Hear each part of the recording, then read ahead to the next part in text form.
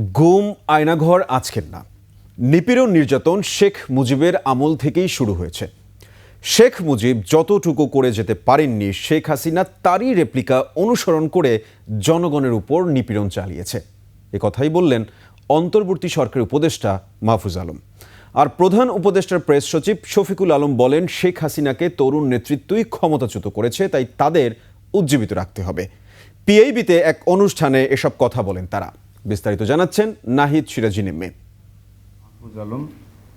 বৈষম্যহীন বাংলাদেশ বিনির্মাণে তারুণ্যের উৎসব, এরই ধারাবাহিকতায় পিআইবির অডিটোরিয়ামে চিত্রলেখায় জুলাই অভ্যুত্থান নামে এই আয়োজন। অনুষ্ঠানের শুরুতেই শহীদ শাকিলের মা বিবি আয়েশা স্মৃতিচারণ করেন। এক পর্যায়ে শোকে জ্ঞান হারিয়ে স্টেজে পড়ে যান তিনি। সে সময় অনুষ্ঠানের পরিবেশ কিছুটা ভারী হয়ে ওঠে। শহীদদের প্রতি সম্মান জানাতে পালন করা হয় 1 মিনিট নীরবতা।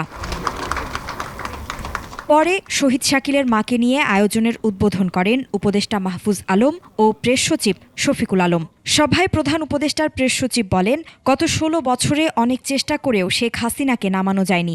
তরুণরা চাওয়া মাত্রই তা সম্ভব হয়েছে। একদিন হঠাৎ তরুণরা বলল যে আমরা দাঁড়াবো, এবং দেখেন তারপরে কিভাবে চেঞ্জ এসছে। ওরা কিছু করতে পারেনি এবং এমনইভাবে তারা চলে গেছে যে এখন দেখেন তার পুরো পলিটিক্যাল ক্যারিয়ার ইজ ওভার। উঠে আসে জুলাই গণহত্যার বিচার প্রসঙ্গ।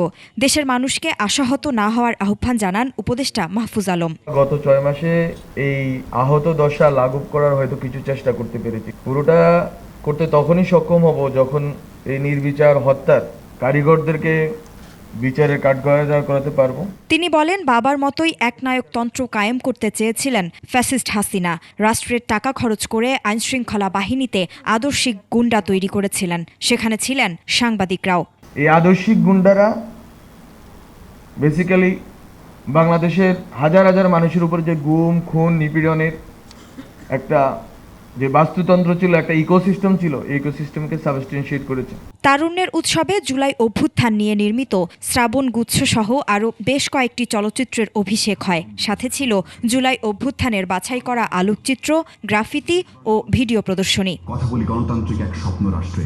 নাহিদ সিরাজিনিম্মি, 21 টেলিভিশন, ঢাকা।